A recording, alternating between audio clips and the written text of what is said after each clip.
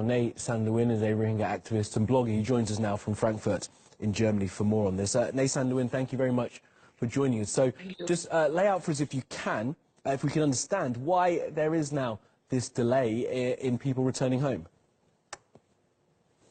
According to the statement from the Bangladesh, today it is available on the international media that they still need to compile the list and verify the list.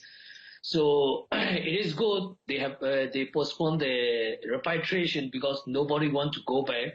The situation inside Myanmar also it is still remain unchanged, and also the Burmese government is not ready to fulfill the demand of the Rohingya survivor and the refugee in Bangladesh, because at the reception center they are going to give them the national verification card, which is refusing by the majority of the Rohingya since 2015. And also they have revealed the plan of the temporary camp, which they call the temporary camp, but this will be the concentration camp for the Rohingya, because since 2012 June there are 150,000 Rohingya are driven out to the refugee camps in Sittwe.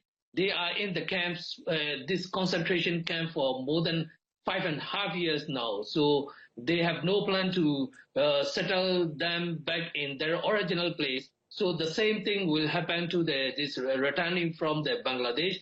That is the reason the people are refusing to go back, and also the Bangladesh government should revise their bilateral agreement with the Myanmar government. It should be multilateral government, and the United Nations must be involved in this agreement. Then they can observe the repatriation process, and also they can make sure the demand by the Rohingya survivor and the refugee are fulfilled by the Myanmar government. I'm glad you mentioned the United Nations, Nay Sanluin, because it seems to me like they have a role to play here. If the Rohingya are being sent back to a place where their villages have been razed to the ground, there's nothing for them to go back to. They're living in a place in Bangladesh where they're in terrible circumstance in refugee camps. Who is standing up for them and making sure that these people, who are stateless essentially, have somewhere safe to live? Actually, we are not stateless. Arakan state now, as Rakhine state, this is our home, this is our land. We have the historical evidence that we belong to the Arakan state. Nobody can deny that. We are made stateless. That is why we should not be called stateless.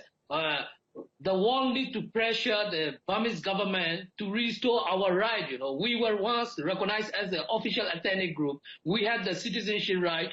We were like, the other Burmese Buddhists in the country. But since 1982, they strip off our citizenship and our right.